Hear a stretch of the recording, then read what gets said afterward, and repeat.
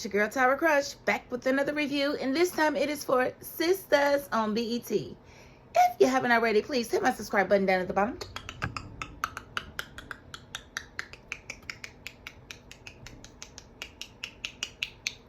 Thank you so very much, and I want to get right into this review because it seems like quite a few things happened this episode, and I want to cover them all, but y'all know I will forget some stuff, so if I do, leave it in the comment section and we will discuss it, okay?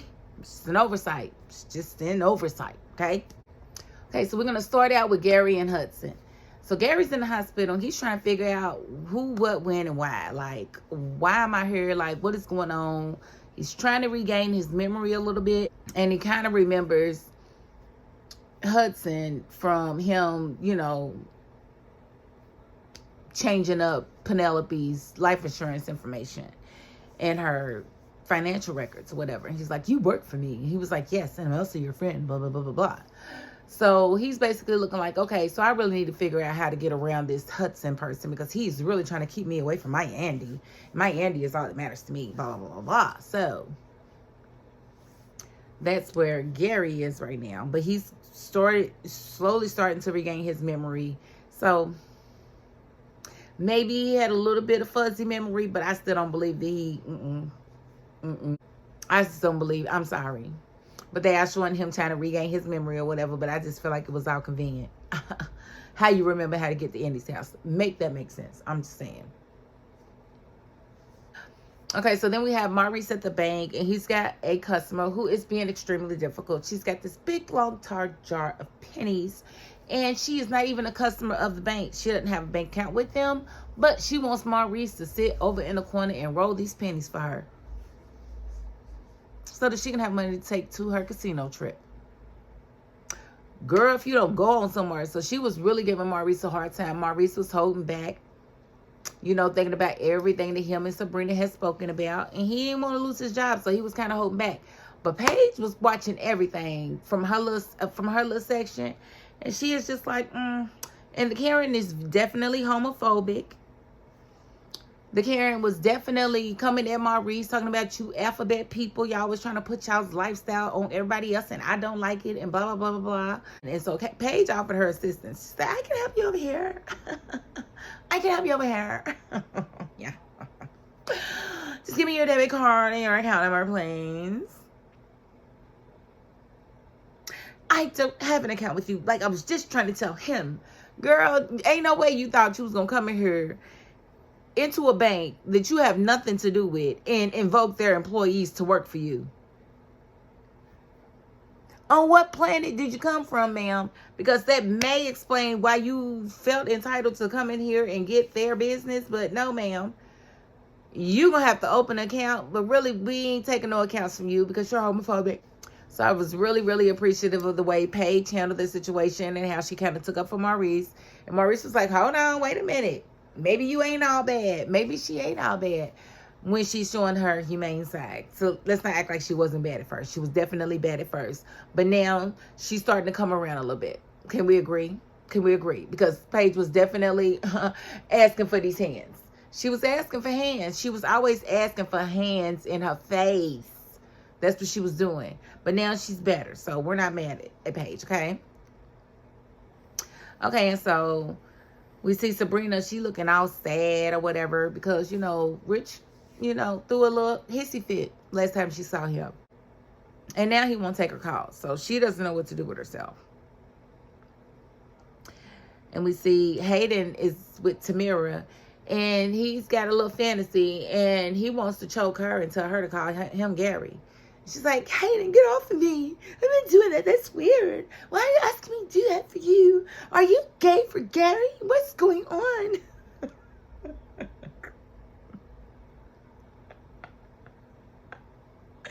She's like, why are you asking me that? I'm not doing that. That's nasty. That's weird. I'm not doing that. And he's like, why not? I saw that video. You was doing all kind of freak stuff with him. Why you can't do something for me?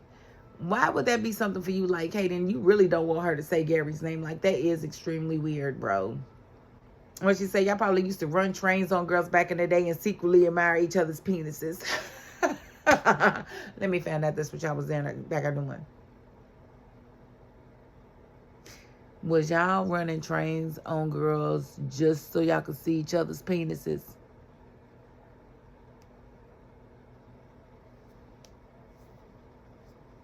They didn't come out of nowhere.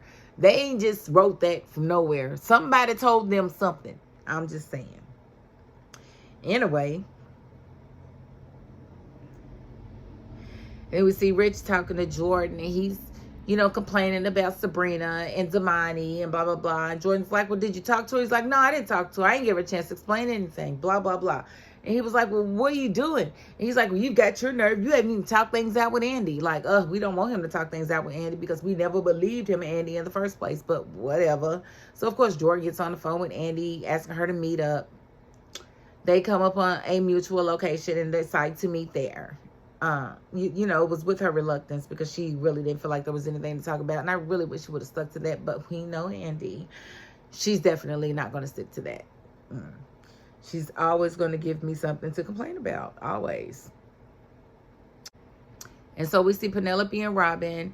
And I will say it is definitely more Penelope than Robin. Like, Penelope is really throwing herself at this man. And it is quite embarrassing because he is definitely sticking to his ground. He's like, no, I didn't call you here for that. I called you here so that we can work on a strategy for your case. But this chick is just so invested in Andy. She wants to know everything there is to know about Andy. Why did you guys stop? Why is it that bad? You can talk to me. You got, girl, who raised you? The desperate diva? Like, who raised you and told you that this is the way you conduct yourself with a man? Like, it was embarrassing to me. Like, she was just really... And then, Robin's trying to tell her, like, I really don't think you know Andy very well. How can she get so many powerful men wrapped around her fingers like that? Oh my God, why is everybody so obsessed with Andy? Girl, maybe you should just think about the things that you are saying.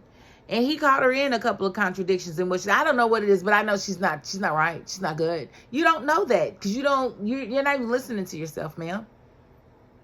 You do realize that the only reason that you are sitting there talking to Robin right now is because of Andy. And if Andy was only out for your downfall, why would she ever give you an attorney that could actually help you?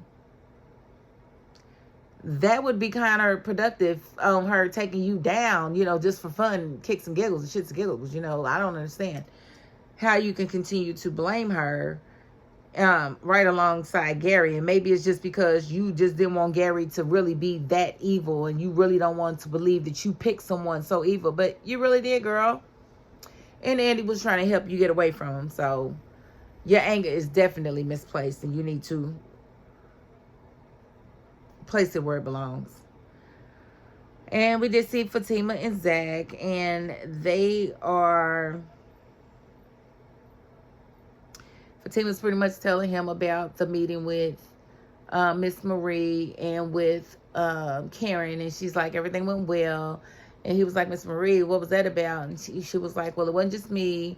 It's Andy, it was Karen, it was Danny, it was Sabrina, it was all of us. She called us all over to check us or whatever. And he was like, did I come up? And she was like, of course you came up.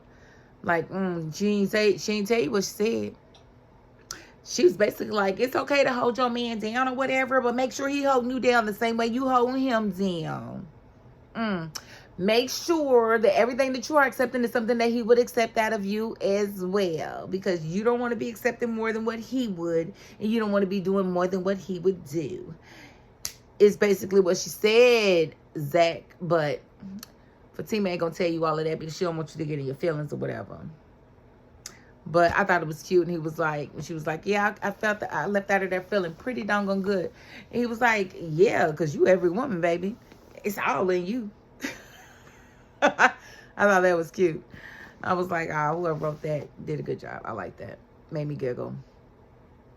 Then we see Miss Lisa, who was Karen's mother, upset because Karen done left the house again. But she told her she left the house to go see Andy. And, Miss Lisa didn't really appreciate that. So Miss Lisa come over there, you're supposed to be blah, blah, blah. And I think they're really going to use this as a catalyst to, because something's going to happen with these babies. I don't know what's going to happen with these babies, if it's going to be one, if it's going to be two, if it's going to be any. But something's going to happen with these babies, and Karen is not about to have two kids by two different men. They keep having her mother come through upset about her not taking it easy. This pregnancy is very this, you'll do that, you're not really taking that. That's going to be their reason for saying, oh, there's complications with the pregnancy. And I definitely see one baby surviving and them, having to do a DNA test on that baby to see whose baby it is and them dragging it out a few episodes or whatever. But it's going to wind up being Ern's baby. Watch. I just have a feeling. But this is Tyler Perry, and I have been wrong before, so we're just going to have to see. Okay, and so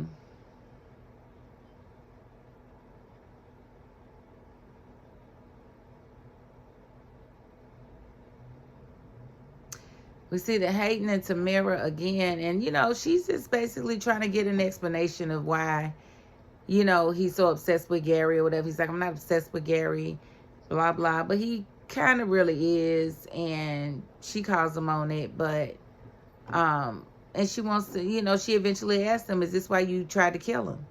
Like, is this why because you're so obsessed with him, is this why you tried to kill him? So is Hayden the one that stabbed Gary? I'm starting to believe so, because remember, he was trying to leave town when it came back. He was trying to leave town. He had his passport and everything, so she was the only thing that stopped him. And then we saw Pam called Sabrina to ask about the grants and the business plan, and Sabrina didn't have it together. She's sad because her and Rich are not on speaking terms right now because he's not answering the phone for her. And Pam consensus, she was like, oh, you sound sad, blah, blah, blah. You can talk to me about anything. I'm a great listener. And I wanted to say so bad, but you were even bigger teller. Like, you're going to listen to everything. You're going to tell somebody. So don't be telling Pam your business unless you want it out there like that, because Pam is definitely the one that's going to pop, going to run that mouth, okay? But, Sabrina just needed to vent, so she vented to Pam. And, Pam definitely wasn't listening because it wasn't anything that she was really interested in, but she did try. But, Sabrina wound up saying, well, you did help me. You helped me. And she's like, oh, really? Okay, well, pay it forward by giving me that business plan. Okay, thank you, bye. I thought that was funny. Like, girl, she's doing that for free. Don't be rushing nobody to do something for free for you. Don't do that. Let's see. We see Tony sitting there waiting for Danny at her desk. Like, why are you sitting there? Didn't y'all just get caught into HR? Ain't they already investigating you and her about y'all's relationship, and you felt like it was a good idea to go to her desk to talk to her about what happened in the meeting and where y'all should go from there? As if neither of you are going to get off from work ever, and you couldn't discuss it then. Like, how slow are you, Tony? Like, seriously. I was just like, this boy, he's dumber than a box of rocks. And she told him, she was like, do you think this is a good idea? And I was like, why would he ever think it's a good idea? Well, we really need to talk about this. What does this mean? Boy, get your slow, boy. Ain't no way you're a VP. Ain't no way. Is that your daddy airline? Is that what we seeing here? Is that your daddy airline? If that's your daddy airline and that's how you got your position, just say that. Because you didn't get it from this right here. Nope. No. You're pretty damn slow. Especially, putting your girlfriend in a program past the deadline like it wasn't going to raise red flags anyway. I'm just saying. And then we did see Fatima. She doesn't really want to hand... Zach had an idea to hand over all the footage of Tamira and Gary having sex to the agent, so that, because the agent wants a suspect in the stabbing, and they, Gary's like, well, let's just hand him all the information and then he can go and make Hayden and Tamira the number one suspects or whatever. And Fatima's like, no, I don't think we should really do that. She seems to think that if her and Zach go to Hayden's house, they can get a confession out of him and Tamira about who actually stabbed Gary, because they believe it's one of them too. And I don't think that's wrong. I would believe it's them over Robin. That's just my opinion. We did see Danny's co-worker come and antagonize her about her relationship with Tony, and she eventually threw the coffee in his face. And I was like, girl, you trying to lose your job? But she said he sexually harassed me first, and he really did, because he was asking sexually explicit questions or leaning into those when talking to her about her relationship with Tony, and that was out of line. Like, he been out of line for real, but she made him pay for it today. But it was cold coffee, so it didn't even matter. Like, it wasn't even hot. And then we saw Nurse Erica, who is Gary's nurse. She basically bought him his stuff. She loosened up his restraints, and she gonna help him escape, basically. And he gonna pay off her student loans. But he's already flirting and doing this and this and that and that, talking about I still got it. Like, you still got what?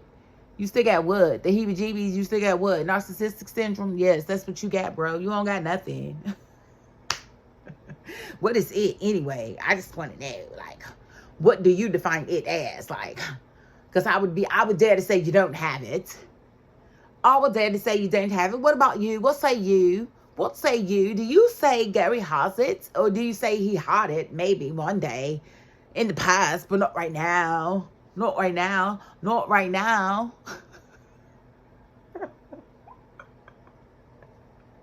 What's he bloody talking about? Okay, I don't know, but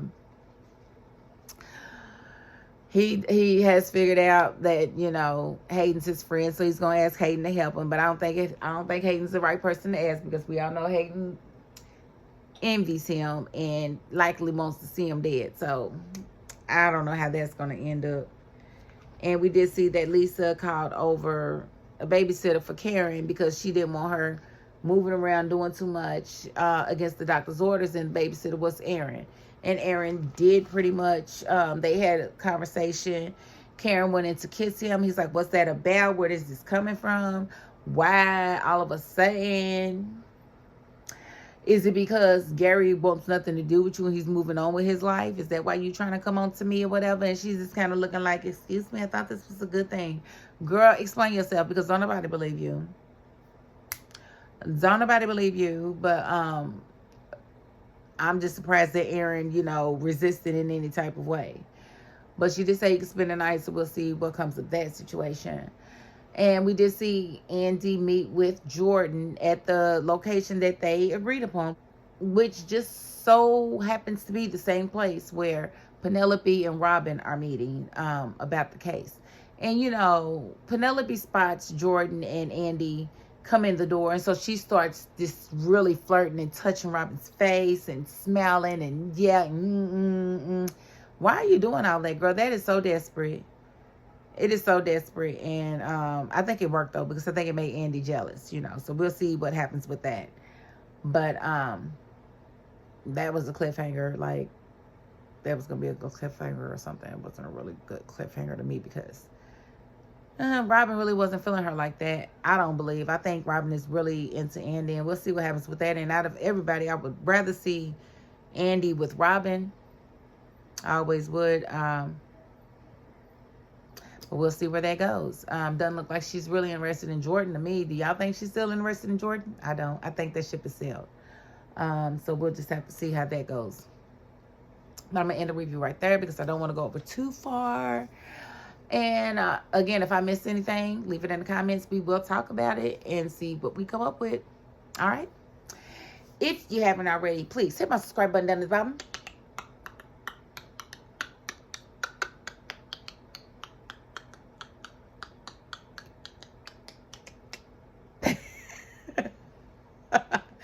Thank you so very much. And if you are not the subscribing type, you know what? You got to the end of this video, and that's more than I can ask of anybody. So thank you so very much. And that is my $5.02. Peace.